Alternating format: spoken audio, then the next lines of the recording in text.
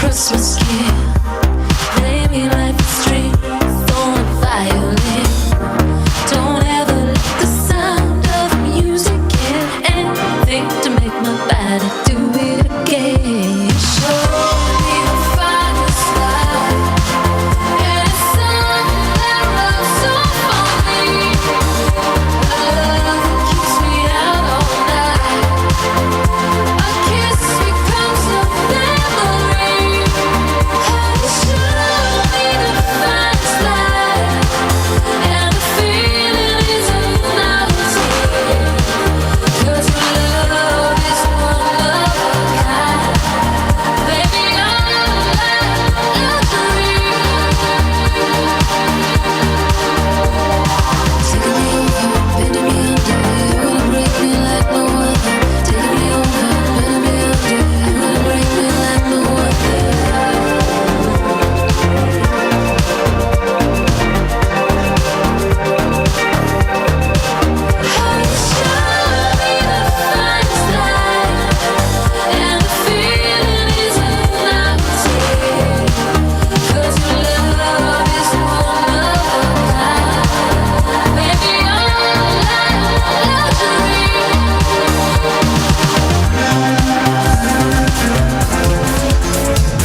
Welcome everyone to Curious Comedy Theater! Can I hear you make some noise for the best jokes in town? That was pretty good, but can you make even more noise? That's what I'm talking about. Now please give a warm welcome to breast cancer survivor, Sarah Spoon.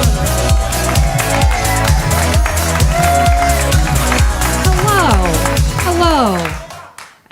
I am not your host. I'm just here to say hi and introduce you to your host. But I wanted to tell you first, thank you so much for coming.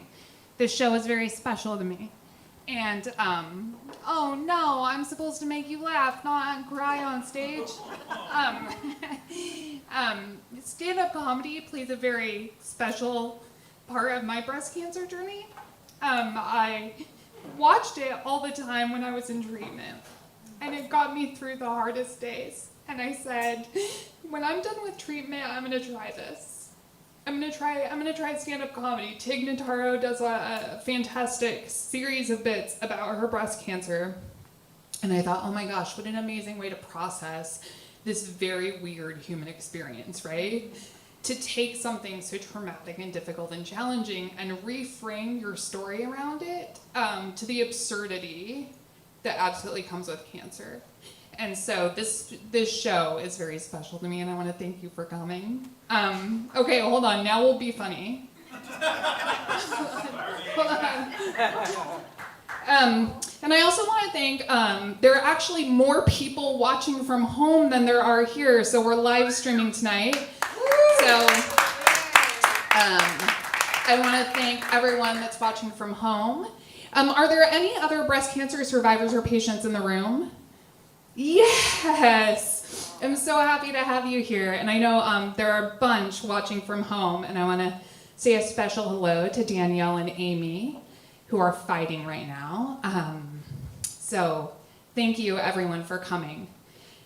Now, we're going to start being really funny. And the first person to do that is not me. It's going to be Carl Wolfson, our host tonight. He's been doing stand-up comedy for over 45 years. And he's not standing on stage, so I can say that's basically as long as I've been alive. And he's been on American TV for over 30 years. He's just an amazing person. I first heard him on KPOJ when Portland had Portland Progressive Talk Radio, and syndicated to Air America, and he's just an amazing mentor, comedy mentor to me, and I'm so happy he agreed to host this show. So let's get started with my friend and mentor, Mr. Carl Wolfson.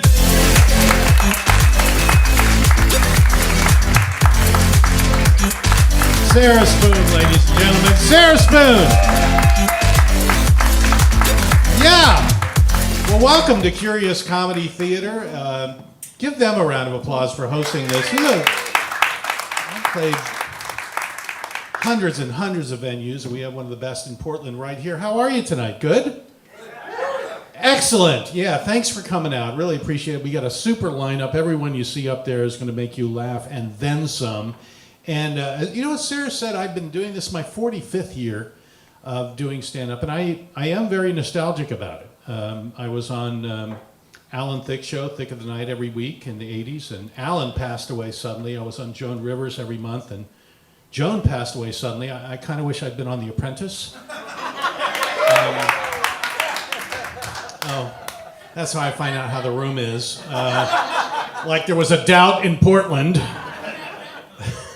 Man, the Trump thing is so tragic, but as a comic, I have tried since 2016 to make it work for me a little bit. In 2016, when he was first running, I was playing a club in Richland, Washington, which is a pretty conservative area, if you know it. And I had breakfast at a really nice diner, and the waitress had a huge Trump button on, which is mandatory in Richland, I think. And I had a nice breakfast, and I didn't mention the button, and she, at the end of the meal, she gave me my check, and I handed it back to her, and I said, Mexico will pay for it. And so I ate free every time I went to Richland. That's the point. And I've had to travel doing comedy to what they call Trump country, especially the Deep South. Now that's, anyone from the Deep South? Okay. Okay. You're a great audience so far. You checked 2 of those boxes right off. I was in Pamplona, Alabama for the running of the Rednecks, and I was I was gored by their sharp intellect, I have to tell you. I think one of the people who's most happy for him personally about Trump being president is George W. Bush, because now he's not the worst president in American history. And it worked well for him, I just remember how Bush used to talk to us like we were in the 3rd grade. It's like, the hurricane is in the water. When the hurricane hits the land, there will be an emergency on the land. People say to me, when will the hurricane hit the land? When will it make landfall? Well, I'm the decider. I decide when the hurricane hits the land. I can't even do that without laughing. I did that in Dallas one night, and some redneck came up to me. He was very upset. He said, you should listen to President Bush like he listens to the country. So I did. I tapped his phone without a court order. So it's all good. Anyone come from a Republican family? Does anyone have that? You, sir, where did you grow up? In a Republican family in Massachusetts. Wow, I'd write a book if I were you. Yeah. What part of Massachusetts? South Massachusetts and Wayman. Wayman? Yeah.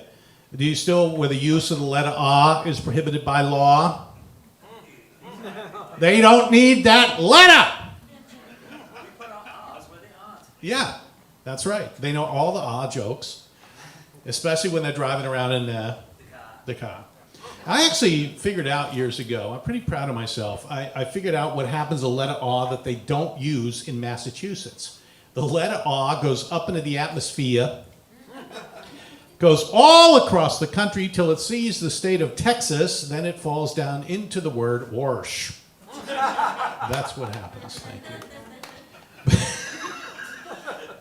Well, good for you. So your family was kind of Republican. Were they Yankee Republicans, not too conservative, or? I mean, pretty much. Yeah. My dad was Canadian, actually. Your dad was Canadian. Well, good for you. I supported our Canadian boys during the Vietnam War. Some of you old enough to remember Vietnam. Thank you.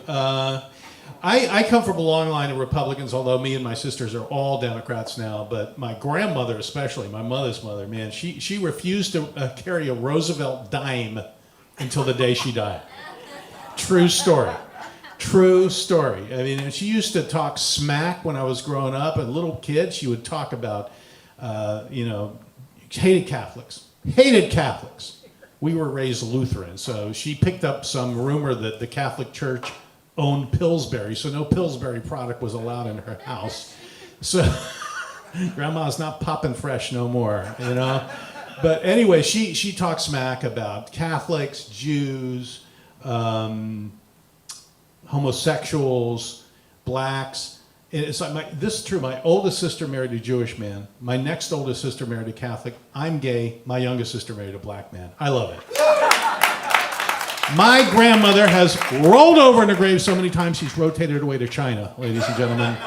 And she didn't care for Asians, so it's a great place for her. It's a really good place for her. But my mother, the good news is, though, as a comic, when my grandmother died, we buried her, and as everyone left the gravesite, I threw in a Kennedy $50 and a Roosevelt dime. So she's buried with 60 cents of Democrats, whether she likes it or not. So that's a good twist. My mother, just slightly less conservative than her mother, my grandmother. I would visit my mom in Florida, and she accidentally bleached my Obama T-shirt, so I set fire to her Glenn Beck Christmas sweater.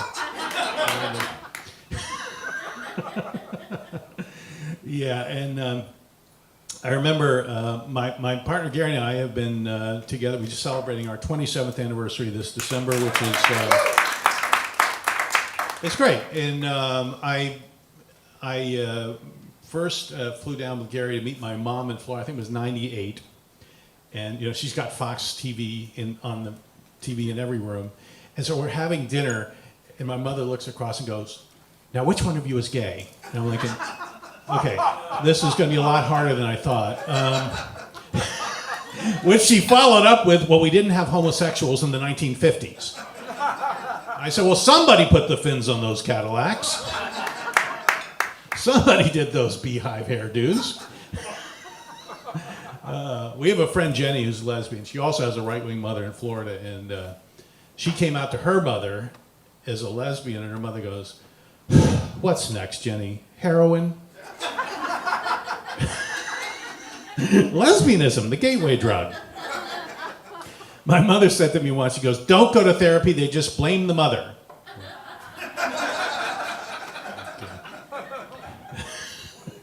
Gary's great. Gary's a little bit younger than me. He's more athletic than me, my husband. He climbed Mount St. Helens. So I was impressed. The next day I made it halfway up Mount Tabor. My Sherpa quit.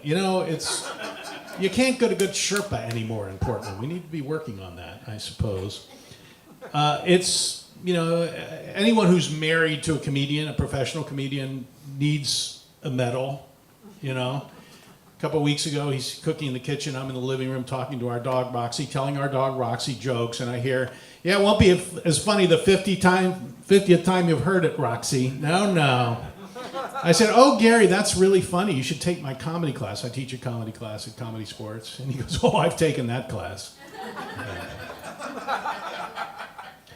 And I have to say that the dinner conversations aren't as sparkling as they were 27 years ago, This summer he was eating, he goes, "Is there anything worse than hard butter?" I'm thinking, genocide? I have no idea. Thank you. Some of you, these are individual jokes for some of you. I hope before the evening's out we get together as a group and laugh. That's my goal for tonight. I think it's very important that gay people come out of the closet. I hope it's true that most come out now, because for a long time, gays and lesbians were invisible from history, and people should know. I mean, John Maynard Keynes, gay, who invented modern macroeconomics. Alan Turing, who invented the modern computer. George Santos, who invented everything. And there are a lot of people in history who are probably gay, but we just will probably never know. I mean, Marco Polo, right? Anybody? I'm thinking, first of all, mid-13th century, Vandals have sacked Europe, Crusaders have sacked the Middle East. He's off looking for silks and spices. I mean, really. If you're a gay man in the year 1276, you just want a little nutmeg and a comfy caftan, really.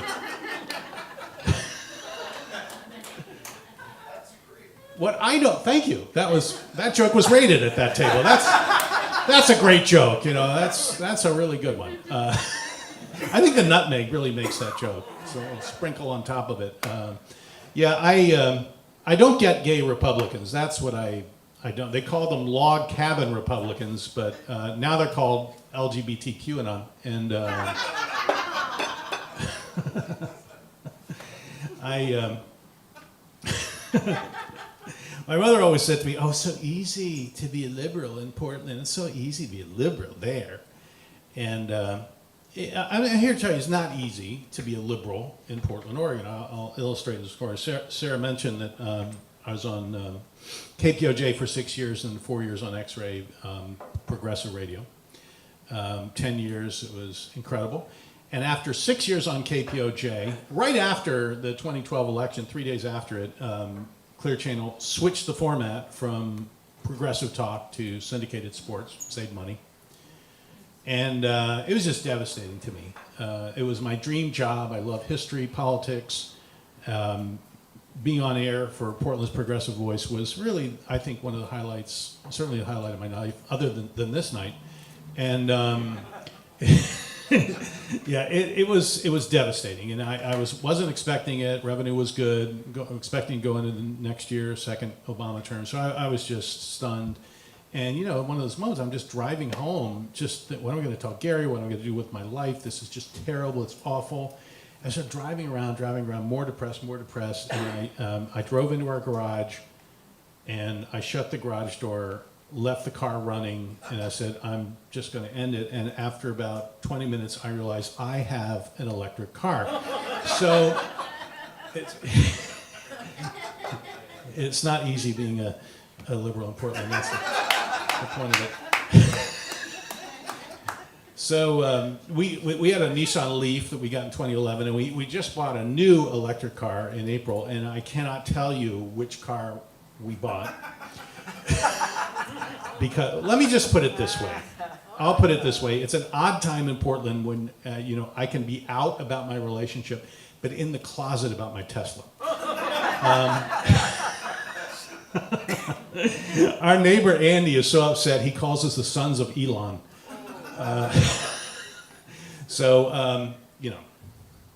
I think that anyone own an electric car? Oh yeah, what kind do you have, Mark? Oh, good for you. This is Mark Liscard, by the way, a very fine comic who's got... Mark, before we start the show, you're doing a new thing, right, with Left Bank Comedy? What is it? Left Coast Comedy. Left Coast. Yes, Left Coast Comedy. It's a short filmmaking group that Yeah. we read scripts each week, and we're going to have an event coming up at the Kennedy School on November 7th. Okay, November 7th, Kennedy School. Flyer up here, so There you go. check it out. All right. You all going to go November 7th? Depends on what happens November 5th. Is that what happens? We hope for good news. We hope for a party 2 days after that. Yeah. I saw something in Portland I've never seen today. I saw a car with Washington plates going the correct way down a one-way street. I never thought I'd see that.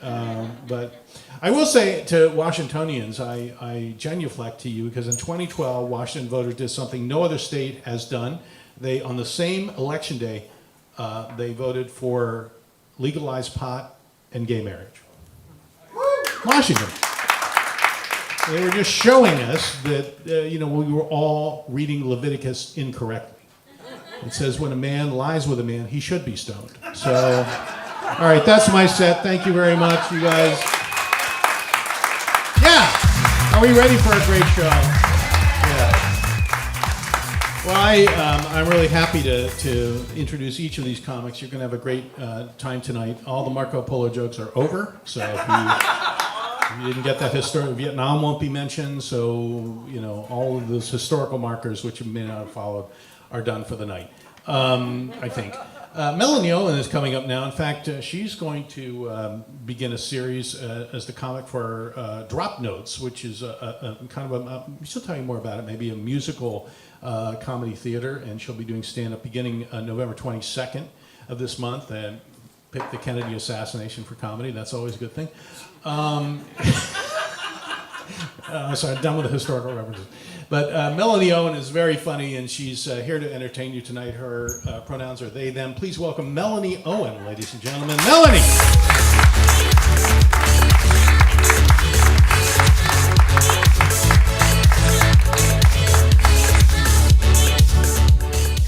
Hey everybody, how's it going? Good.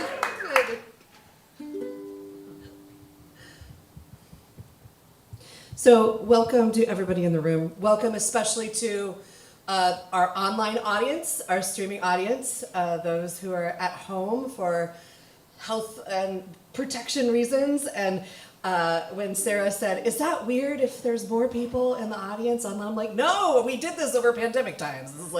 This is old hat to do it this way. So welcome to all people in treatment and survivors especially.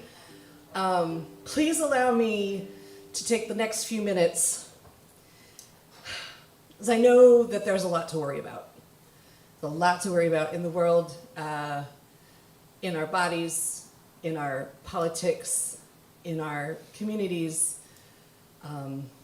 Please allow me to sing about some really stupid shit to worry about. Take your mind off it.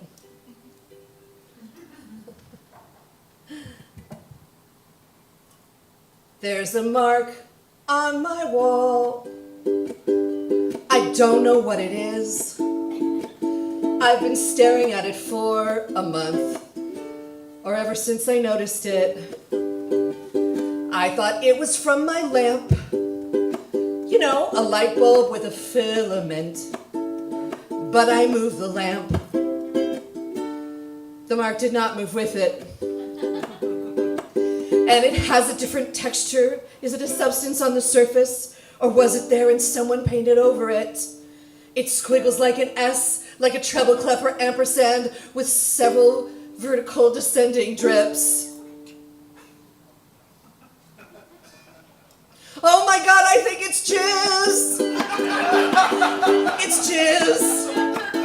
There's no way to tell for sure, but I really think it is. So now the question is, how did it get up near my shelf? Perhaps the dude who lived here before me is challenging himself. Or the other option is someone I brought home from the bar while I was in the kitchen getting drinks. You know who you are. Who just taught my wall this hieroglyphic emission? It's really chafing my balls. I wish it was me. Oh, you know, I wish I could. But with my current equipment, my precision's not that good. With my current equipment, my precision's not that good.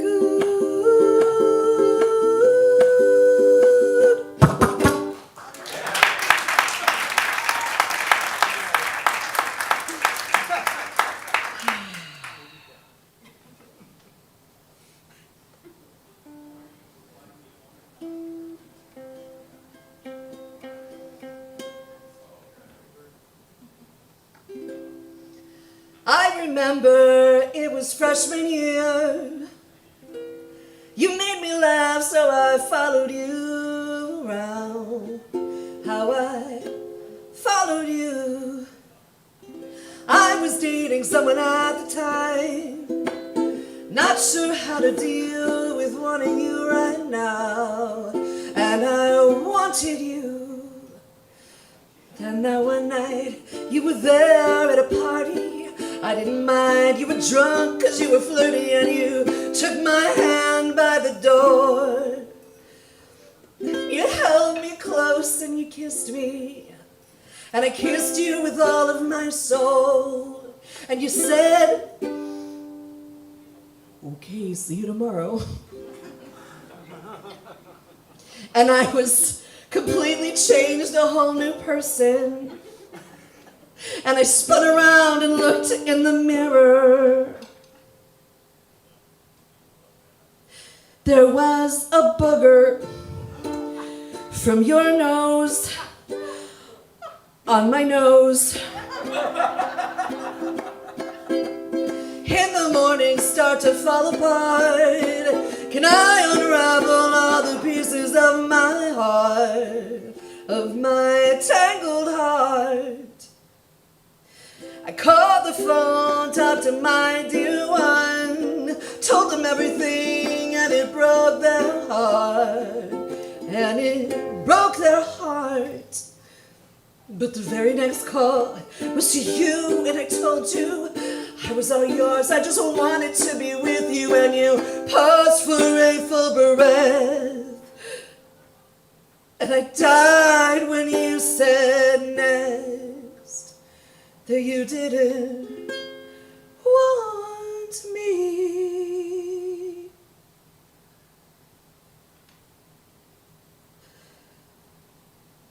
Was it the booger from your nose on my nose?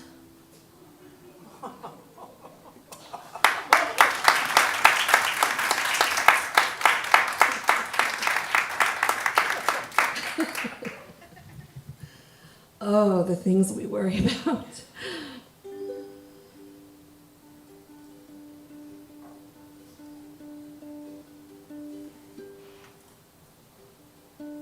I find that writing silly shit kind of takes the pressure off of some of the more serious stuff to worry about. I probably couldn't write about my mother or my health issues or anything like that right now, but so thank goodness for comedy. And Curious Comedy Theater! Yay! I keep buying celery in an attempt to make egg salad, but I don't. I'm going to start over because it's being recorded. Here we go. I keep buying celery in an attempt to make egg salad. I don't eat the celery, and so it sits and becomes a rancid celery. Rancid celery. Rancid celery. Rancid celery. I boil a dozen eggs. I still desire to make egg salad. But by the time I buy new celery, I can't tell if they're still good or rotten. Oh, is it a rotten egg? Is it a rotten egg? Is it a rotten egg? Is it a rotten egg? And the wheel of time keeps turning, and the cycle keeps repeating and repeating and repeating. Rancid celery. Rancid celery. Rancid celery. Rancid celery. Keep going. Rancid celery. Rancid celery. You gotta keep going. Rancid celery. Is it rotten egg? Rancid celery. Is it rotten egg? Rancid celery. Is it rotten egg? Rancid celery. Is it rotten egg? And it turns a hole in my soul. How did I get so out of control? And it tears a hole in my soul. How did I get so out of control? Rancid celery. Rancid celery. Help me sing with me. Rancid celery. Is it rotten egg? Rancid celery. Is it rotten egg? That's beautiful. Thank you so much.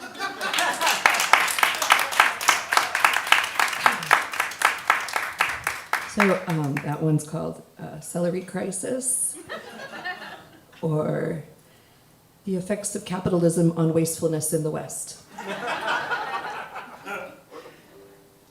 All right, you're amazing. Thanks for coming. Thanks for coming to this benefit, and for your support of all the things that we're celebrating today. And this will be my last one. They say you gotta manifest what you really want if you're gonna win. Every day I go out in the underwear I expect to get laid in. Recently my luck has run dry, but I couldn't even tell you why. So I'm gonna do the other thing that they say to do. If you want something, let it go. After you forget all about it, it just might show up for you again. So I'm wearing my granny panties tonight, not even thinking about you. I'm wearing my granny panties tonight, keeping my mind tight, not thinking about what I do to you. If you caught me with my pants down, swirling in my soft poly comfort as I dance around a room enough for one, I can take myself downtown. I'm gonna change my luck around. I'm wearing my granny panties tonight. I'm wearing my granny panties tonight. If you can clap and sing along, please do. I'm wearing my granny panties tonight. Let's change our luck around. I'm wearing my granny panties tonight. Hey, thanks so much. I'm Melanie Owen. Have a great night.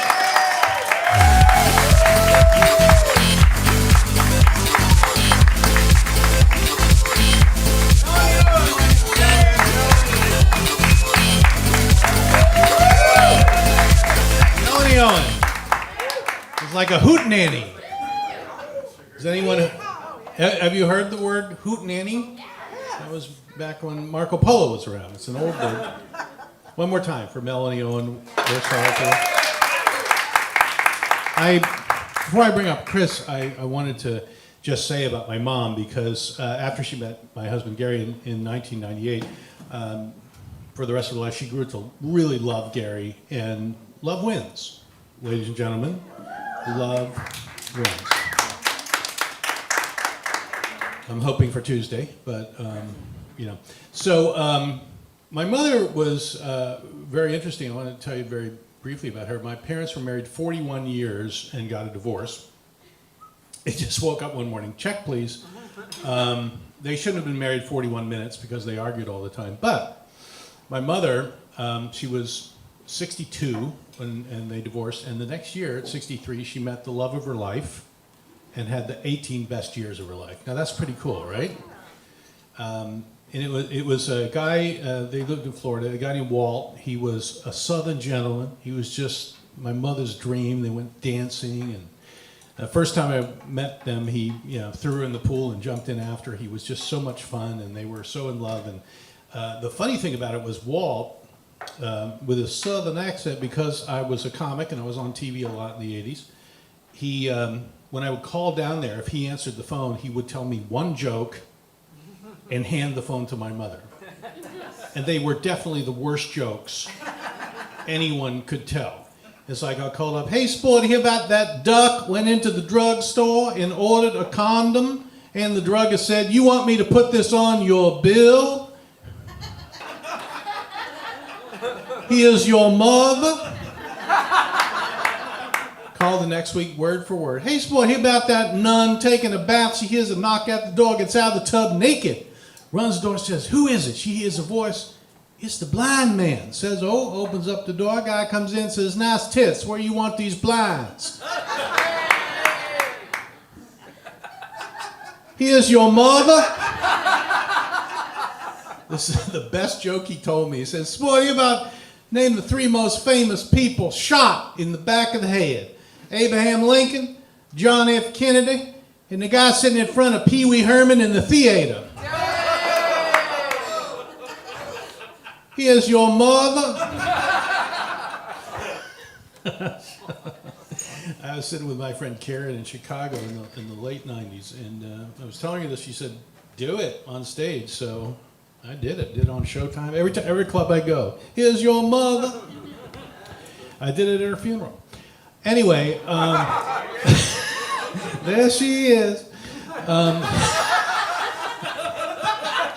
right. So it's my friend Calvin who is taking. How many classes have you taken with me, Calvin? Like 3? One of the funniest people ever.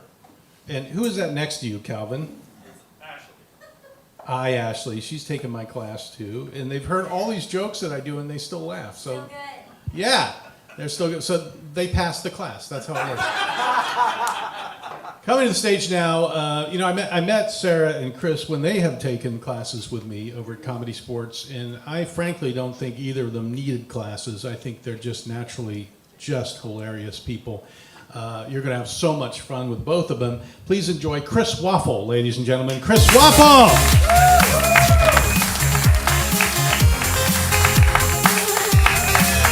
Thank you for that introduction. I'd rather the audience keep the bar low, actually, though. I appreciate that. And thank you all for being here tonight, and those at home being here instead of at Madison Square Garden tonight. Much appreciated. Much appreciated. And for such a good cause, Breast Friends, just a great organization that really helped my wife and myself. Very inspirational when she was fighting cancer. So don't forget to donate. But yes, I am Chris Waffle. And a lot of people say, hey, Chris Waffle, that's interesting. That's an interesting last name. Where does that come from? And it's Belgian in origin. Thank you.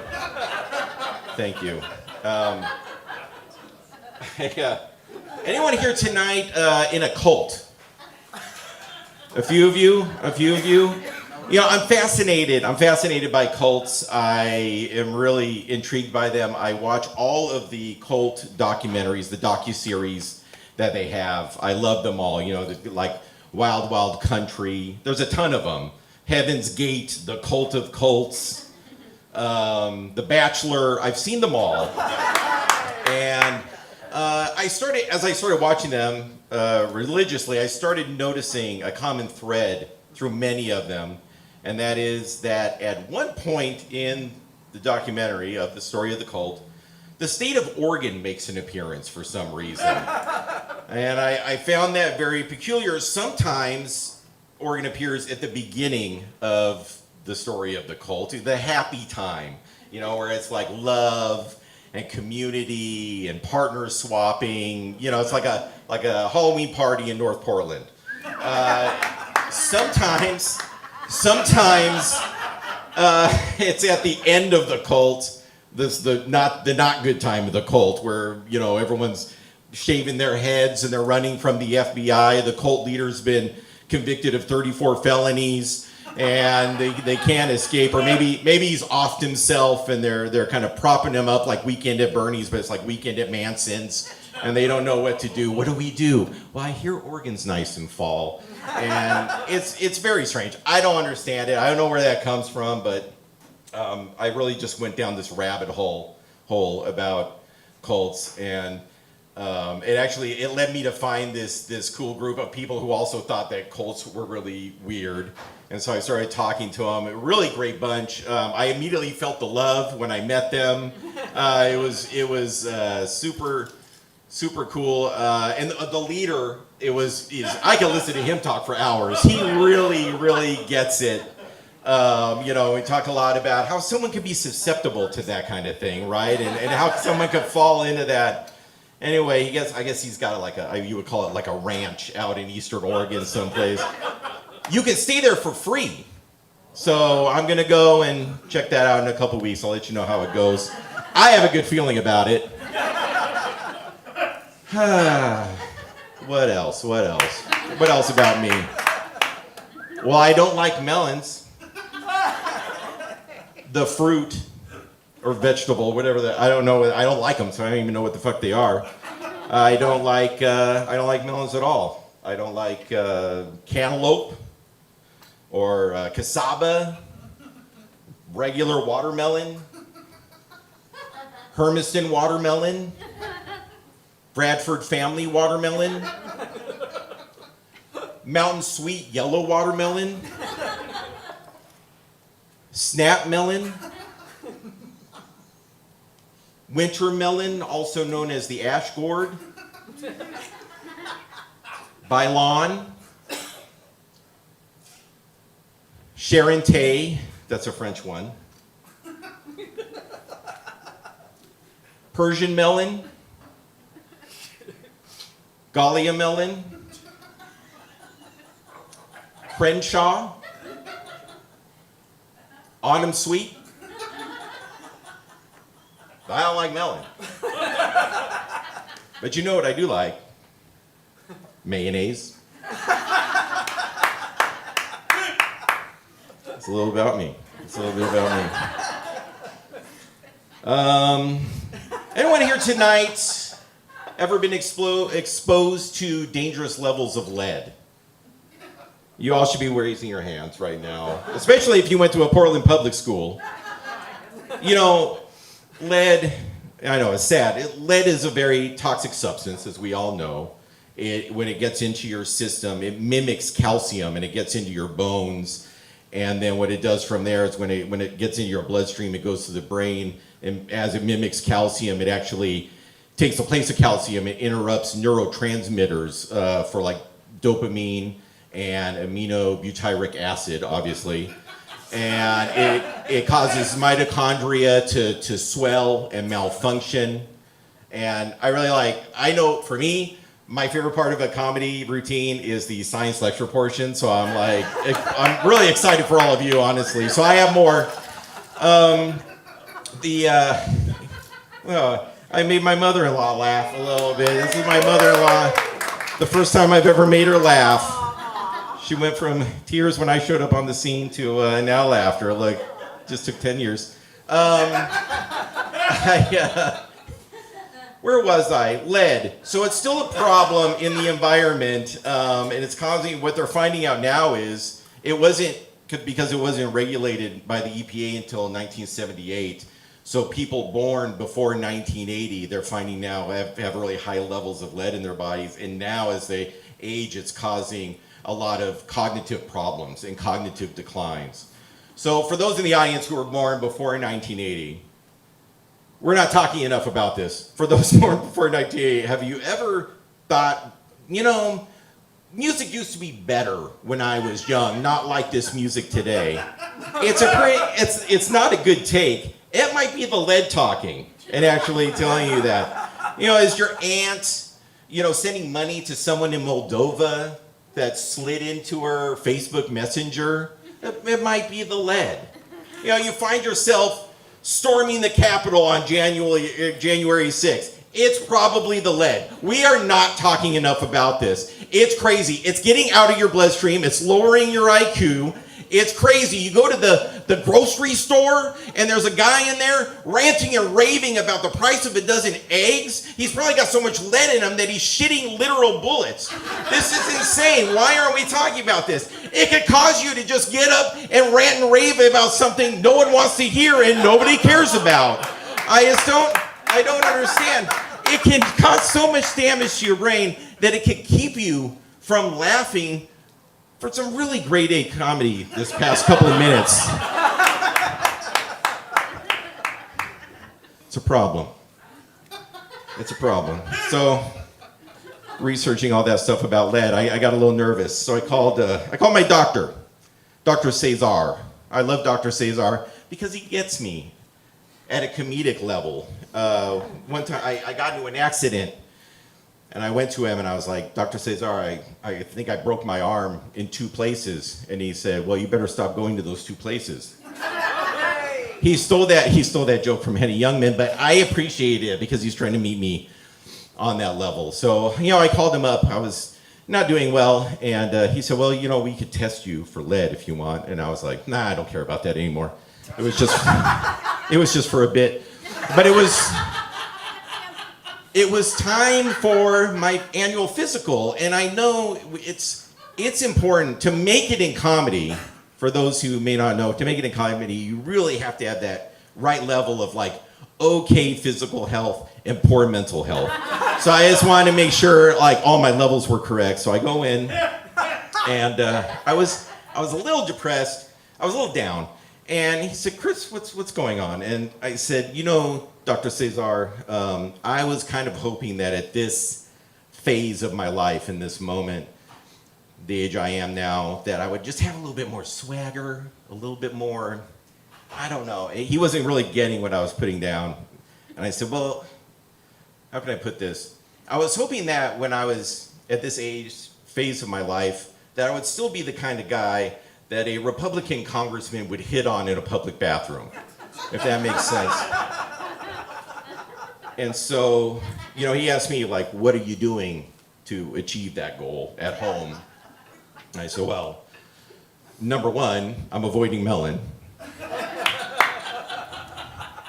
Thank you. We call that a callback in the biz. Number two, I'm eating a lot of mayonnaise. And he couldn't really help me at all. But I think he wrote me a prescription for cholesterol medication and sent me on my way. But all that goes to say is, and this is what I want to leave you all with, is that that whole experience really made me think of the short time we all have on this earth, and that every day we are one day closer to our own deaths. Honeydew. I don't like honeydew. I don't like honeydew also. Add that to the list. I'm Chris Waffle. You guys have been awesome. Rock on.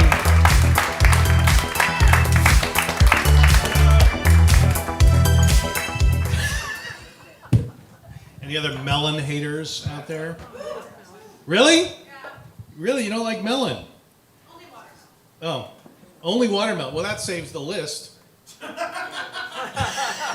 That would be a shorter joke, but less impactful. So one more time for Chris Waffle. Chris is,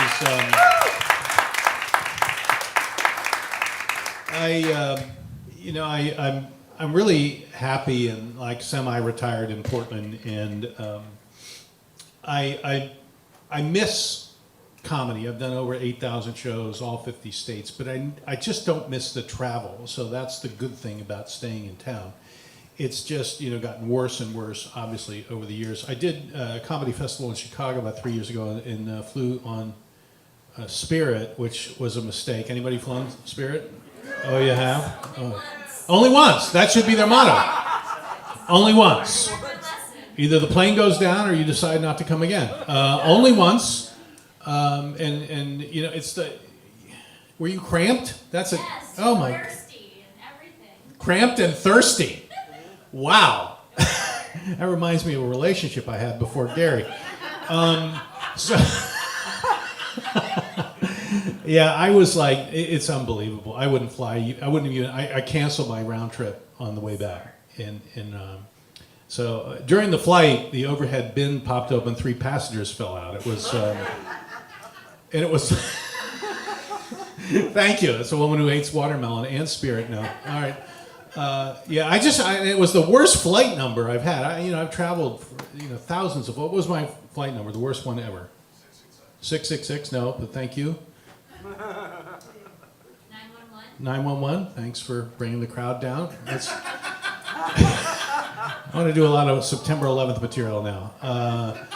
No, my flight number was 5050. Which I thought was great for Spirit. This is your pilot. Welcome aboard flight 5050. We've got an even shot of getting off the runway today. Chicago seems to be the place. It was 1990 or 91. 90, I was flying in to do Catch a Rising Star, and it was on Valentine's Day. It had one of the worst blizzards ever in Chicago. We circled O'Hare for an hour. The pilot came on. This is exactly what he said. He said, O'Hare has been shut. We've been diverted. We should have enough fuel to get to Minneapolis. Nuns are going, fuck. When you sit next to a nun who says fuck, it changes your whole attitude. Straighten up and fly right. Are you ready for more comedy, ladies and gentlemen? Yes. Eliza, I've had good fortune to work with Eliza several times here in town. In fact, she's going to be on a second Sunday show in January that I produce over at Comedy Sports. Very funny woman. Please welcome Eliza Butler, ladies and gentlemen. Eliza Butler! All right, thank you. Hello. I'm so happy to be here. I wasn't going to talk about Spirit, but now that Carl opened that door, I too have only flown Spirit one time. And there was no gate. You had to walk outside and go up the stairs like a presidential motorcade. You've been there. I was like, that's it. That's enough. Did get landed, but that never again. Anyway, I'm so glad it's fall. I'm very happy for fall. I am not built for the summer, which is fine. Thank you. You get it. This one's for you. But I'm especially happy because that means there's no more ants in my house. Yeah, you guys, you get it. You know, I've told this story in many places, and I think we're all just battling ants all the time. And I don't have anything against the ants personally, you know. They're just doing their thing. There's more of them than there are of us. I want to stay on their good side. Except for the ants who come into my house. And then I have to help dispatch them off this mortal coil. You know, help shuffle to the next life. And the problem is, I don't like the person I am when I have to kill the ants. It'd be so much better if I was angry, if I was like, fucking ants, get out! That would be so much better, but I'm not. I'm a bully. Cold as ice. I'm like, look what you made me do. This hurts me more than it hurts you. Anytime they come into the house, I put a trap out and I spend the whole day just walking up and be like, you fools. You take that back to your mother.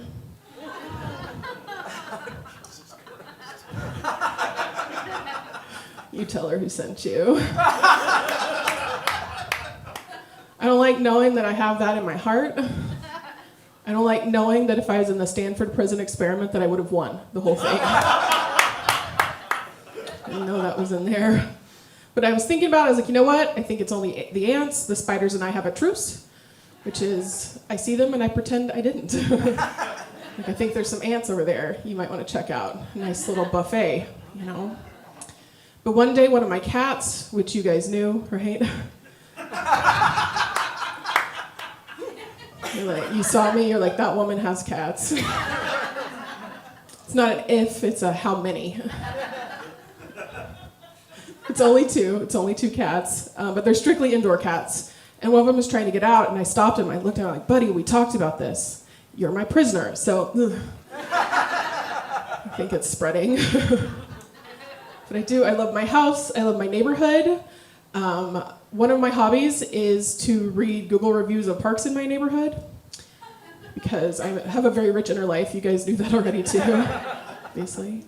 And most of the time the review just says things like, it is a park, which, thank you for sharing. I don't know who these people are that anytime they see a question on the internet, they're just like compelled to answer. You know, like you see the Amazon listing and it's like, how big is it? And they're like, I haven't bought it yet. Oh my God. Use your inside internet voice. Just like nothing at all. But one review really stood out to me. There was a guy who was very angry that in the year 2024, in a park in Portland, Oregon, that adults were smoking weed. I know, I was as shocked as you guys are. Then he said something super interesting. He said they should have a helmet to keep the smoke to themselves. Yeah.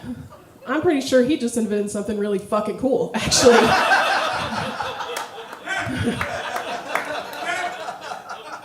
It has so many uses.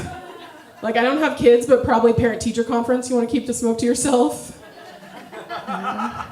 Maybe you're going to ride in the backseat of a convertible with the top down. Maybe you have a bail hearing. I don't know. Just think it could be really useful. Anyway, so I'm stealing the idea. I'm calling it the hotbox helmet. Yeah, I'm going to take it on Shark Tank next week. It's like, hey, sharks, you ever been to a park? Mark Cuban's going to invest. I know it. He seems cool out of all of them. But that park is interesting, though. The other day, it was a beautiful, clear sky, beautiful, bright sunshine day. And I look across the street to the park, and there's a man standing between two trees, approximately as far apart as me and this mic stand. And I do a double take when I see him because he is pissing. He's pissing. And he sees me do this double take and he says, "Sorry, ma'am." And I'm like, what in the fuck is going on at this park that this guy's gonna call me ma'am? Absolutely not. I spend too much money on Botox for a man with his dick in his hand to call me ma'am. We're not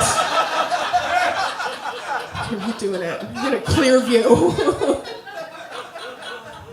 Anyways, I think I should leave a review, right? Like, I think people need to know what happens there. Yeah, I do. I have a little bit of face blindness. Do we know what face blindness is? Yeah, okay. If you don't, I'll explain it, but it is kind of in the name. But that being said, there's some people for whom they cannot match up their knowledge of a person in their mind and their facial features. So they use other clues, like maybe their facial hair or a hat. And if they see them without that, they won't recognize the person. And I don't have it to that extent. I just have it to the point where if I see someone in a place where I'm not expecting them, I might not recognize them at first. But the problem with all of that is that it sounds like a really elaborate lie. So I've decided to just let everybody think that I'm a bitch. I'm like, are you sure we met? I don't know. How many shows have we done together? Oh, we slept together? Maybe you should have tried harder. You know, it's just you see their spirits break right in front of them. It's my favorite. Oh my goodness. Let's see here. So I am a pretty independent person, I like to think. I kill ants as needed, you know. I do a lot of things on my own until it has anything at all to do with my car. And then I feel the feminism evaporate from my body. It smells like rage and patchouli, which I did not know was in there. I was very surprised by that. Like throughout my life, many men have attempted to teach me how to parallel park. It's like trying to get me to watch Star Wars or make me come. They're always so enthusiastic. And they just kind of give up. It was harder than I thought, I know. Told you, you should have listened. But finally, a friend of mine was able to teach me how to parallel park. But that was in March of 2020. I forgot immediately. Yeah, it is not coming back. It's not coming back. So I was parked so far away. And my friends are like, oh my God, why are you parked? I parked like, I don't even know what street I parked on this time. I parked so far away. They're like, why did you park so far away? And I lie. I'm like, I'm getting my steps in. It's just an unfortunate side effect. It's just because I can't do it. I do not know why, when I go to get my oil changed, they give me that little sticker that tells me when I'm supposed to come back. I don't get my oil changed according to the number on the odometer. I go by vibes. Yeah, there's always one. Yeah. Vibes is when a light comes on the dashboard and I feel the fear, you know? It's vibes. And then I call my dad, and that poor man. I got married pretty young, he's like, oh, thank God. And then I got divorced, and he's like, oh no. Back on shift at the stupid questions factory, you know? He's clocking back in. So I call him, and I'm like, I don't know, there are all these lights, but there was a new one, it said low oil, what does it mean? He's like, it means get your goddamn oil changed. Elizabeth, he uses my government name, it's not allowed, it's very rude. So I go to get my oil changed, and they see a mark when they walk in. They do.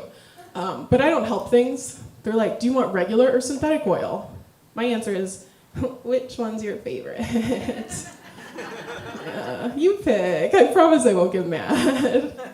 But then they start trying to push it a little bit, you know? They're like, we took a look. Seems like you need your carburetor rejiggled. Like, I don't know. I need to talk to my advisor about that really quick. They're like, are we going to call your father? Don't call your father. Don't tell your father about anything that happened here. Thank you, girl boss. And out the door, 500. Sweet. Yeah. Somebody knows how much an oil change should cost. It's not that. My car also, it beeps. And sometimes it beeps and it's like, you've been driving for 2 hours, which I was there, conscious the whole time. I don't know why we're commemorating this. And sometimes it beeps the same beep, and it's like, your tire fell off a mile and a half ago. And I don't think those should be the same beep. I don't. I think cars should have a dumb bench maintenance mode for people like me.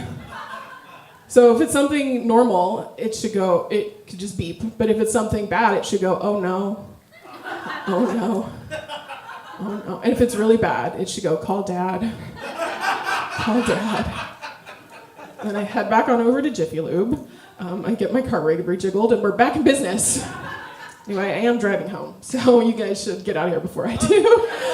I just want to say, my mom is a breast cancer survivor. She had breast cancer in 2001. She's still chasing her grandkids around, so it's been a real honor to be here. Anyway, my name's Eliza. You guys have a great night.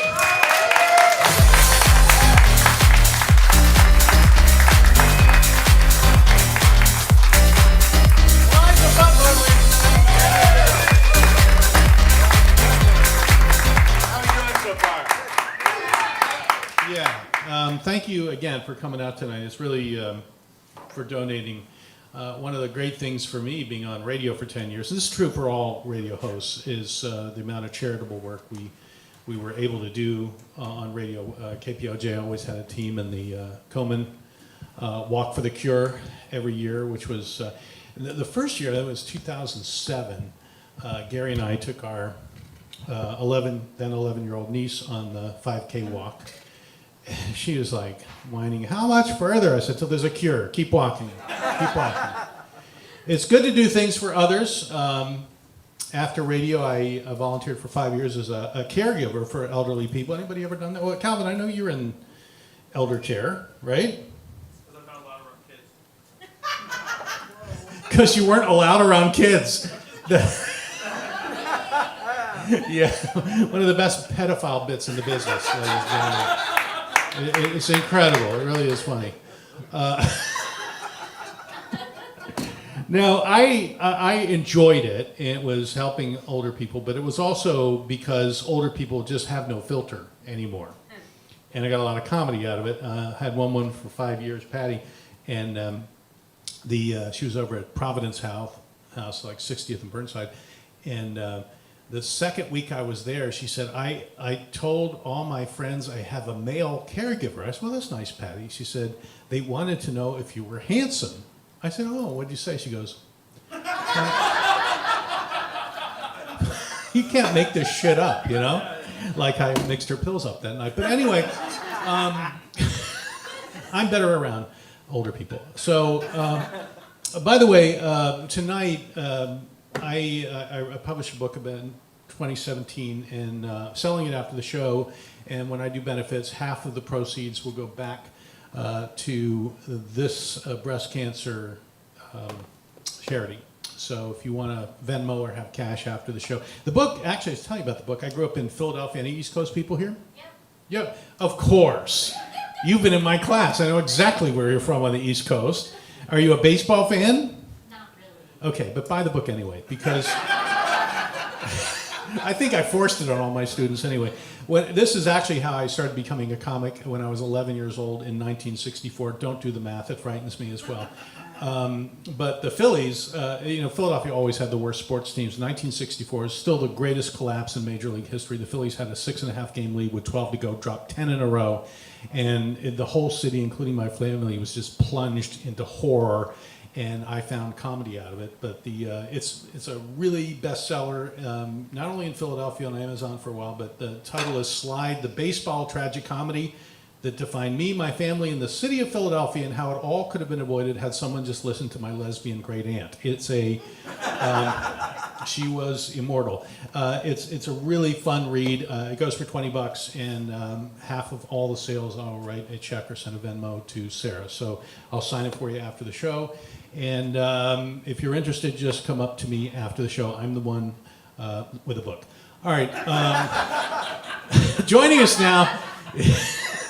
Oh yeah, it's right here. It's the book. The person coming to the stage now, I adore her. I'm sure many of you know her like her mom. Yeah. Hi, Cindy. How are you? Good. I haven't met you. You did come to one of her shows. I don't remember meeting you, and I know Sarah's seen you more than I have. Oh, you listen to me on the radio.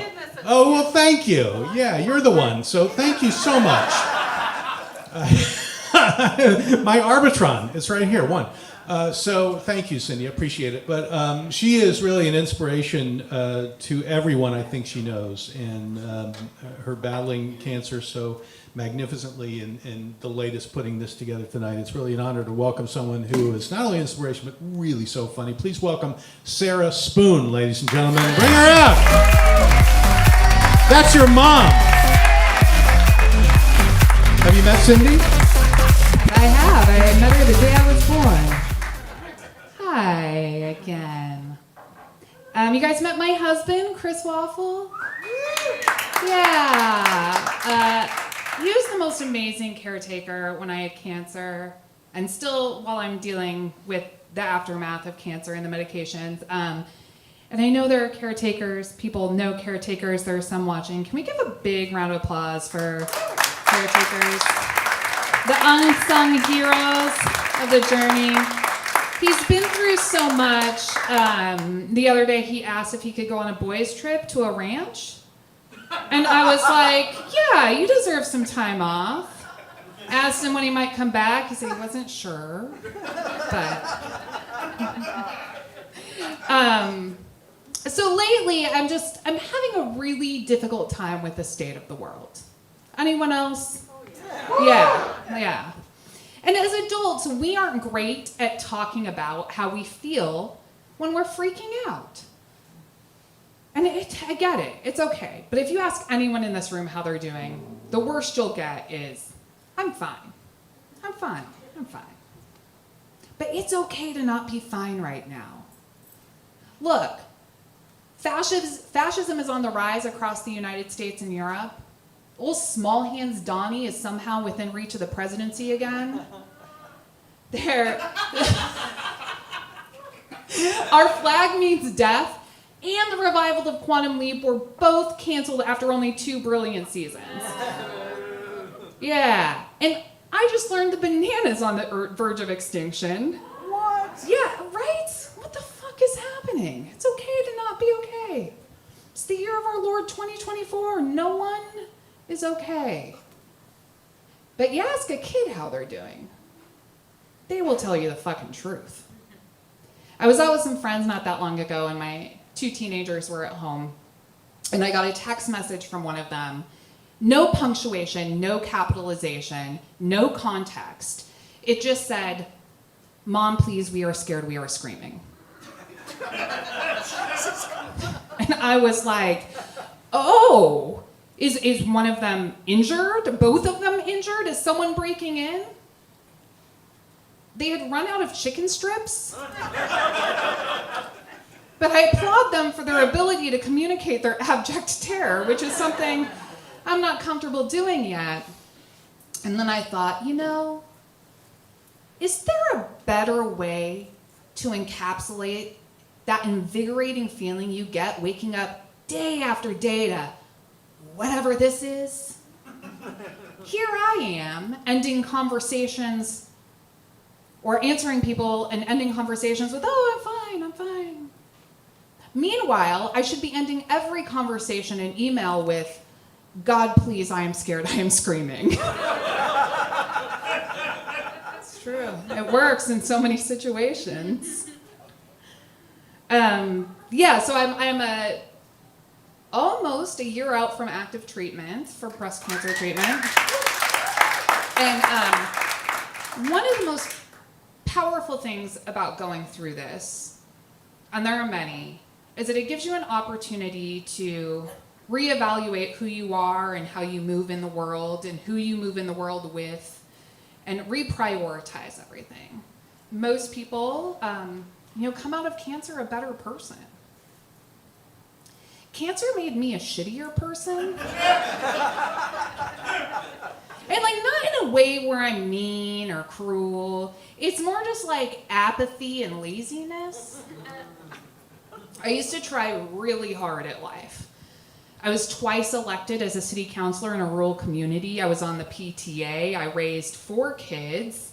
I worked for a nonprofit because I believe in making the world a better place. I used to get dressed up so I could go spend $15 on a Prohibition-era cocktail at a pretend speakeasy. And now I'm like, fuck it. I'm gonna join the Moose Lodge. And I did. I am a lady of the moose. And it was one of the best decisions I ever made. Like, my moose brethren are some of the kindest people you will ever meet. Plus, the top shelf cocktails are doubles and they're only $3.50. Zero expectation you shower or wear clean clothes. And, to be honest, look, I don't remember the end of that bit. Fuck it.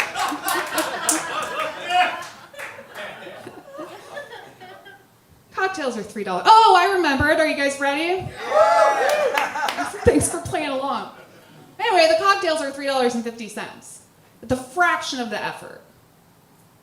I am a Portland 3, but I am a Moose Lodge 9.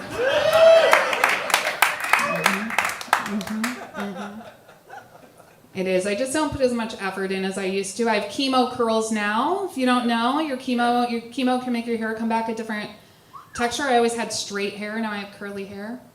For some people, it can come back a different color too. And I just am always tickled by this when women online are concerned because suddenly their hair has returned gray. And I have to respond, Helen, you're 72. This is not cancer's doing. You've been gray for 25 years under that box of L'Oreal Paris. Let's be honest with each other. Yes, I look at myself differently now. I'm more honest with myself about who I am. I recently came to accept that I am what they call a bossy bottom. It's because I like to play with power differentials, but in a way where I don't have to do any work. And yet I still get to judge. It's like, it's the perfect job for someone like me. For example, I like to evaluate in my new role. I won't let anyone go down on me until I've observed their approach to consuming a Jell-O shot. Look, neither of us want you down there long enough that you qualify for a mandatory 15-minute break. So I need to know. My mom just said, "Oh, Jesus." She is 5 feet away from me while I talk about this. It's the lead, It's the lead. Oh, it's the lead? Okay, good. She went to Portland Public Schools. Look, we don't want you down there long. So I need to know if I'm working with someone that exhibits the clinical precision of the NASA team that landed the Mars rover, or the one that authorized the Challenger launch. Too soon? Too soon?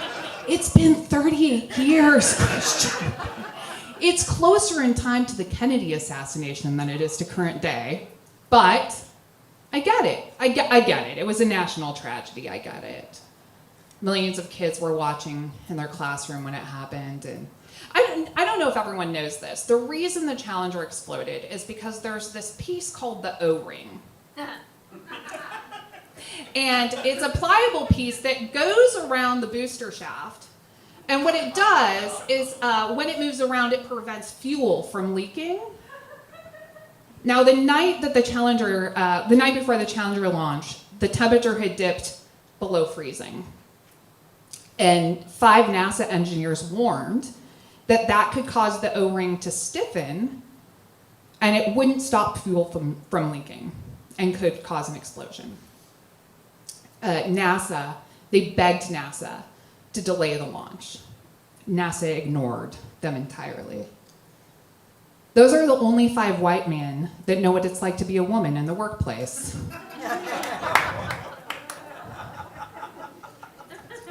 You're okay with a Challenger joke now? Okay. And after it happened, as a nation, we decided we would recommit funding science and research to space exploration. And I think I am super behind that. I love space exploration. I love science. I'm down for that. but I have recently started to change my mind a little bit. You see, billionaires have started launching themselves into space, and now I'm trying to figure out how we write a law that requires them to launch only from Alaska in January.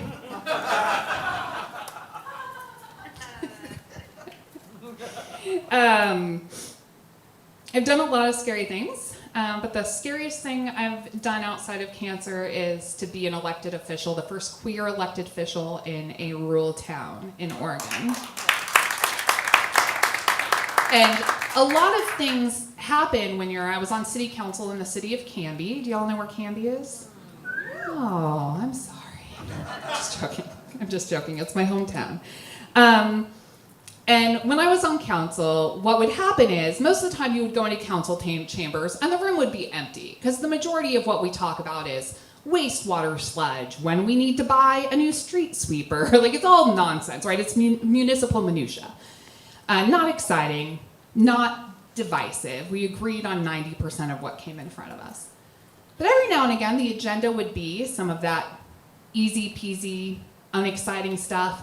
You would walk in and council chambers would be standing room only, exclusively of people that yell at you on the internet. And the reason this would happen is because we had something called public comment. And public comment is when anyone from anywhere can say anything they want for 3 uninterrupted minutes. And it can get pretty wild.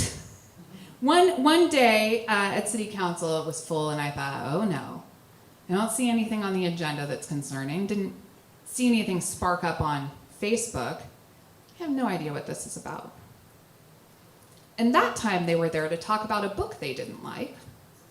And that book was called Lick Like a Lesbian, A Fun But Informative Guide to Oral Sex. Public comment was unhinged. It started with a school board member who was so incredibly offended by that book that she proceeded to read excerpts of it out loud at the city council meeting.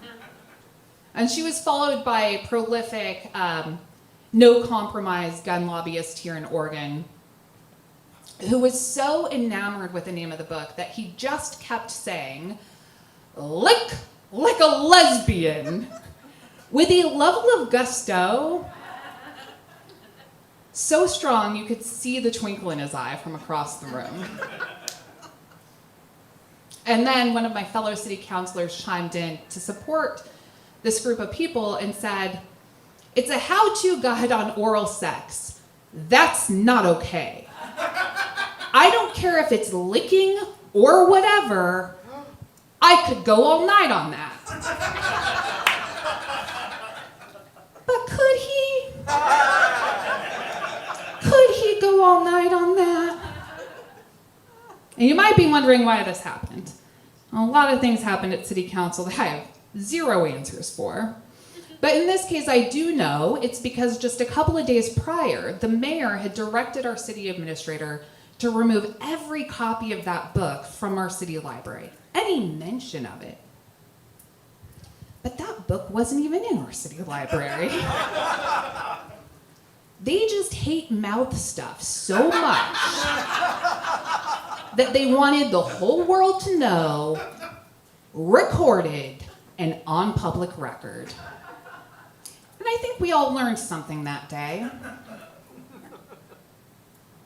It's always sexually repressed white women and men that can't get their wives off that ruin it for everybody. You guys, when it comes to oral sex, they are scared, they are screaming. My name's Sarah Spoon, thank you.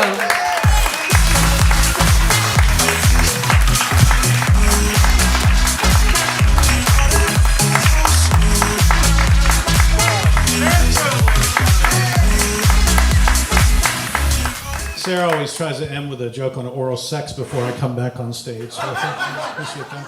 One more time for Sarah Spoon, who works so hard for us. Who's been, Gary and I have been together 27 years. I'm sure there are people longer in relationships. 53. 50. I like the 53. That was a fine vocalized adjective there. 53. Wow, that's a lot. Yeah. You divide up responsibilities in the marriage and everything like. Yeah. I don't like to grocery shop. That's kind of the thing. That's what my husband did all the time. He did it all the time? Yeah. Oh, I'm glad Gary's not here tonight.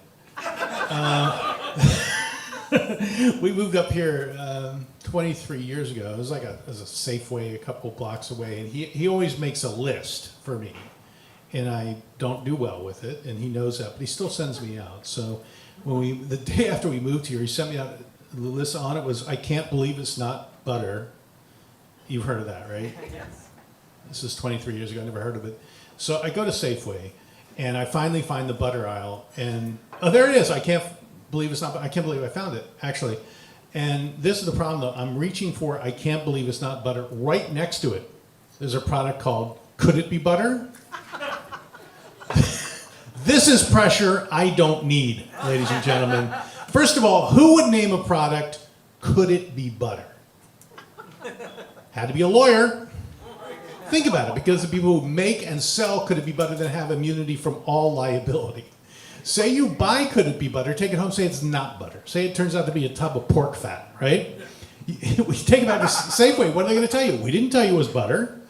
The point is, you can't start naming products with a question. Pretty soon, there's no fancy feast in the cat food aisle, just a tin. Could it be monkey meat? Try to download a Michael Bolton track. Could it be shit? You know, I can't believe it's not music. You know, it's all the marketing and advertising that gets in, you know, in 5 minutes, every 5 minutes on TV, they are pushing antidepressants on us. Have you noticed this? They're in your face. Do you need Prozac? Take this simple test. Do you ever tear up at funerals? At least once in the past 5 years, have you not slept well? When the neighbor kid killed your dog with lawn darts, were you slightly annoyed? You need Prozac. I think there's only one commercial left that tells you the truth. Taco Bell tastes as good as it looks. My favorite thing, marketing, is in North Dakota, twice on the ballot, they have tried to change the name of North Dakota to Dakota. Thank you. This is, if you knew about Marco Polo, you would know this. They think the word north connotes cold and it will curb tourism. I'm in a Minot in January, 90 below wind chill. These are some marketing. Why don't they just name the state to I can't believe it's not Florida. How about that? Are you ready for your headline act tonight, ladies and gentlemen? Are you ready? I can't believe it's the headline. He is just tremendous young comic, and twice he has won the Portland's Funniest Person contest, and you're going to see him live tonight. Please welcome Adam Pasi, ladies and gentlemen. Adam, bring him up. Adam! Give it go for Carl and all of the other comics y'all saw tonight. Oh, Sarah, was it Chris? It's so easy to say their names when I'm looking at them. Eliza, Melanie kicked us off with some music. That was fantastic, wasn't it? You know, if you'd have lined all of us up and said, guess which of these comics is going to play an ukulele on stage?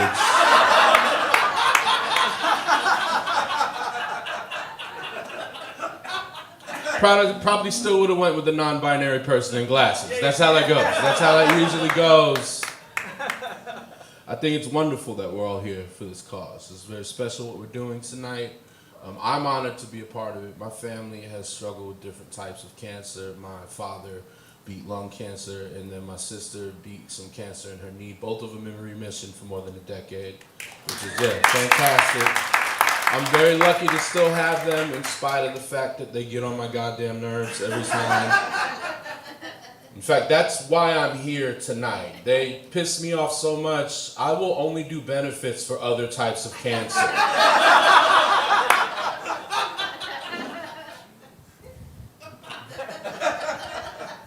You got any Halloween folks in the crowd? Anybody excited for Halloween? Fantastic. I'm not. Because I've lived here for 20 years, where every day has been Halloween. Yeah, I'm not gonna get worked up for your new costume idea when I can't remember the last time I was on a bus that somebody wasn't wearing kitty cat ears on. It just doesn't, I don't feel anything for it anymore. And weird stuff happens around this time of year. Last year I was in downtown Portland, Halloween. Saw a white girl trying to pull off a blackface Beyonce costume. And no, absolutely not. I got in her face, started calling her a piece of shit. And that was just the light-skinned black lady I was yelling at. It turns out, you figure playing the odds in this town, but no, I was wrong. I was so very wrong. She was surprisingly chill about the whole situation. She said, no, you did mess up, but they are out there. Back on the horse, Tiger. And I was like, yes, ma'am, I'm gonna get it. Been empathizing with Trump lately. Because I got this little scratch on my ear and no one cares when I complain about it. Guys, it really hurt, okay? I got like this much blood on my shirt. It was a bad boo-boo I got, all right? Also, I was looking to advance my career by calling Joe Biden old into a microphone. And I had that. I put a lot of time and resources into it, and I had it all ripped away in a single night. I do think it's crazy that they were trying to sell Trump on his youth versus Biden. They were saying this 82-year-old man is unfit to be president. Y'all need to get with our young, spry, 78-year-old man.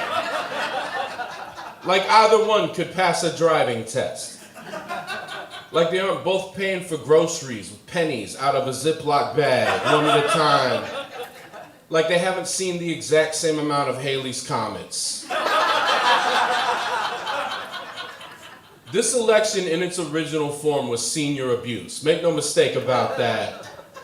The only upside to that whole arrangement is that if you didn't like the person who was going to get elected, solid chance you're going to get to watch him die. It's a rare treat. Few Americans get to watch a president die. I haven't seen one since Kennedy. I'm not that old, but my middle school history teacher decided to put that video on for us. Yeah, Hope Mills, North Carolina was swinging wild in 1993. You'd think it would have messed us up. We were already pretty messed up. We were the first generation on the internet, PlayStation, gangster rap. We kept rewinding the tape. Just watch this head rock back over and over. We invented the boomerang that night. You're welcome, Gen Z. That was us. We hooked you up. The main reason I empathize with Trump is that he and I both look exactly the same in a pair of tennis shorts. Can you see it from where you... Yeah, I got a trumpet-dunk. Yeah, ever since that picture came out, I've been saying fuck Trump a little bit differently. He should be spelling his name lowercase t, all caps, R-U-M-P. I think he'd have won the second debate if he just wore yoga pants. We wouldn't have heard a thing Kamala said. Just been too busy focusing on those Donny cakes the entire time.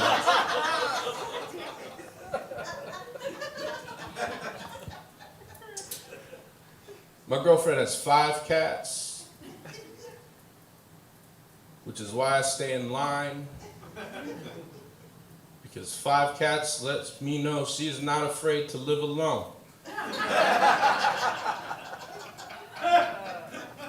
She spends a third of her day scooping litter. You think she's gonna put up with any of my shit? Absolutely not. She speaks Spanish. Not in the irritating way that some of you speak Spanish. You know how you went to Mexico once during spring break in college, now a whole 10 years later you're still rolling your R's at a Taco Bell? Heads up, no one likes that, regardless of what their first language was. No, she speaks Spanish because she's supposed to. And one night I got in an argument with this dude who speaks Spanish. He started yelling at me in Spanish, and she stepped in and started cussing him out for me, and I was like, yeah, get him, babe. But then they kept arguing. for a couple of minutes. And it went from her sticking up for me to just two people having a conversation that I was left out of.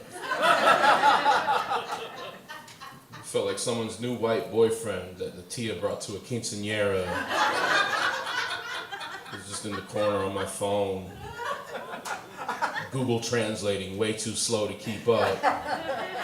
They left together. Should I be concerned? I assumed it was a cultural thing. In addition to an entire shelter's worth of cats, she has a daughter. And when she and I committed to being together, I let her know, like, my love for you is transferable to her. Whatever she needs, I am there to help provide. Clothes, school lunches, need me to beat up a boyfriend, college fund, whatever she needs, I will be there because I am your man and that is what a man does. And I meant every single word of it, though I didn't have to because her daughter is 29, has her own place. She's doing good. She's doing really good. I owe her $300 currently. She's a smart kid, really has her shit together. Shout out to the people watching online. I appreciate y'all picking. Yeah, that's really cool. Melanie referenced that a lot of us did do comedy like this during the quarantine. I also went to a Zoom funeral during quarantine. And it was one of the most tragically hilarious experiences of my life. Because a Zoom funeral combines the pain of losing someone with the old people in your family's inability to use technology.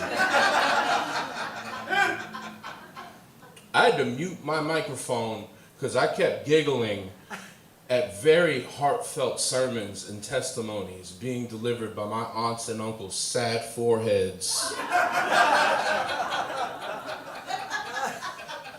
and solo eyeballs. I actually prefer the Zoom funeral to a real life funeral because my family knows I do this. And there comes a point in every Samoan funeral where they'll ask, does anyone want to say some words about the departed? And that's when I'll see an entire church full of heads whip around in my direction, which is even more disconcerting if you consider the lack of neck mobility in the room at that time. It's a lot of getting up and stepping around, actually. Mostly up in steps in my family. And I feel obligated to speak at these funerals, so I do. And that's the part that's so awkward to me because I fucking crush at these funerals, you guys. I destroy these funerals. Like, this is fun. I'm having a great time with y'all tonight, but I need you to know this ain't shit compared to me at a Samoan funeral. If one of my family members' corpses was on stage right now, laugh breaks, applause breaks, standing ovations. I wreck these funerals. One time while I was speaking, someone threw their panties into the pulpit. Were they my aunts? Yes, but it's the thought that counts. He's got to focus on, we come from a small island. The point is,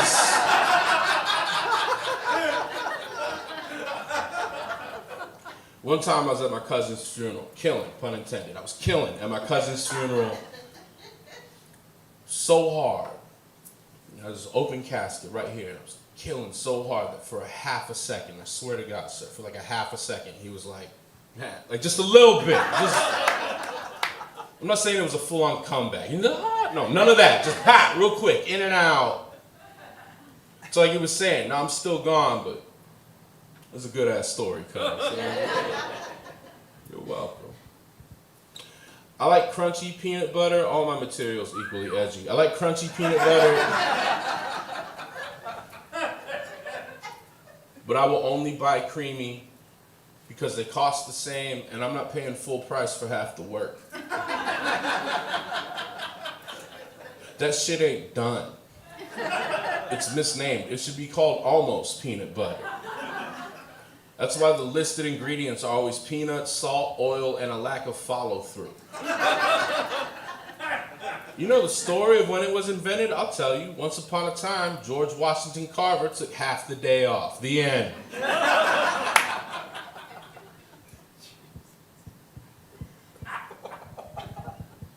It's been 6 months since I've used drugs and or alcohol. Thank you.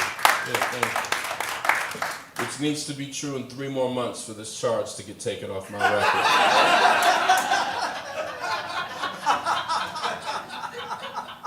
Kind of went to jail a little while ago. Anyone here been to Clackamas County Jail? Friends, family, friends?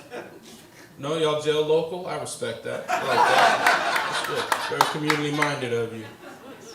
Well, should you ever have the pleasure, you'll find it to be a much more whimsical place than you're expecting. And I say that because dead center of the parking lot at Clackamas County Jail, there is a street sign. Doesn't have street names. It just says jail in both directions. Solid joke, especially for the parking lot of a jail. That's a good joke. It was made even better when I called my then girlfriend at the time and asked her if she could pick me up on the corner of jail and jail. I did need the ride. I had a knee injury, and when they initially released me, I asked if someone take me to a bus stop. They said, we don't do that, but maybe you can hop in the car with someone who's leaving at the same time as you. Because I'm the most pick-upable hitchhiker you've ever seen in your life. And if you were to make a list of the places you don't want to pick me up as a stranger, how does parking lot of a jail rank on that list? At the very lowest, it'll be number 2 behind the woods. I was in there for a DUI, which is shitty of me. I should not have been on the road that night. I'll cop to that. I will say this. I did pass 2 out of the 3 sobriety tests they gave me. Walked the line backwards alphabet, no problem. But then they told me to stand on 1 foot for 30 seconds, and he tried to give me further directions, but I cut him off and I asked, how much foot do you think I have underneath me exactly? And if I pull off this feat, how many other anti-fat dude challenges do you have lined up for the night? Mr. Pasi, you did the foot thing, fantastic, because while you were doing that, I assembled this pull-up bar. Just need you to knock out a presidential fitness amount of these real quick. After the pull-ups, I just need you to squeeze into this pair of pants from your sophomore year in high school.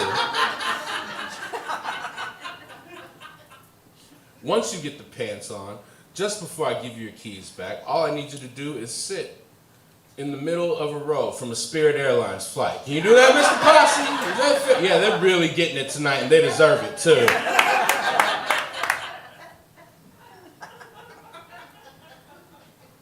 It was my first DUI, and I worry that whenever I say that, it sounds like, and I'm just getting started. That's not the message. It's not what I'm doing. But because it was my first DUI, I was able to go through a program called Diversion. I take classes, I get piss tested, and after 6 months, everything comes back okay. My record will be wiped clean. It's a very good deal, and 6 months without drugs or alcohol, a lot easier than I thought it would be, honestly. There was just little things I wasn't anticipating not being able to have. For example, poppy seed muffins. Yeah, and not just because they're the worst type of muffin. No, poppy seeds can actually come up and look like opiates in a drug test. And when the guy told me, he was like, you can have like 1 or 2, just don't go eating like a dozen poppy seed muffins. And I leaned on his desk and I said, sir, if you or anyone else sees me taking down 12 poppy seed muffins, call the fucking police. Something's happening that day. Then he told me I couldn't have kombucha, and I started messing with him. I was like, oh no, not kombucha. You're gonna take away my mushroom bubbles. To be clear, I will resist the temptation for weed and whiskey for a half a year, but then get taken out by sour tea. Is that who you think I am? You think you're gonna find me scratching my neck outside of New Seasons, yelling at passersby? Please, baby, just a nip of the booch.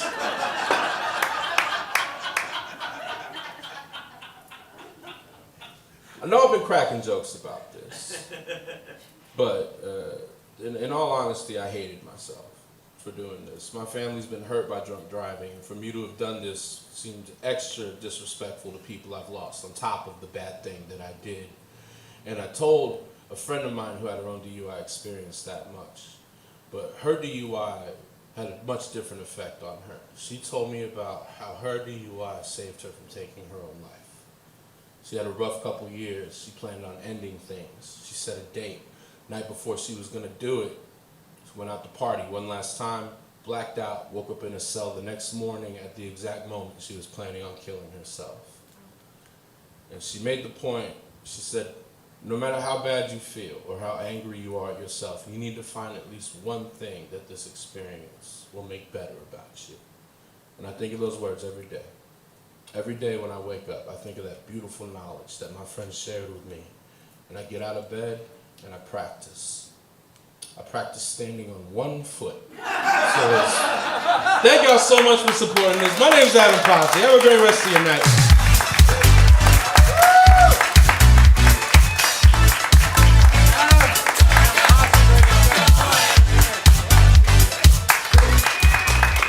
Adam Pasi.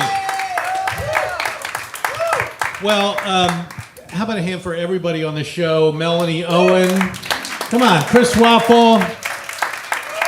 Eliza Butler. Sarah Spoon, ladies and gentlemen. Adam Pasi. Have you had a great time tonight? Thanks for coming out. Thank you all for Zooming with us. And again, a great heartfelt. One more time for Sarah, who put all this together, and Sarah's mom, who birthed Sarah and gave her her best genes, I'm assuming.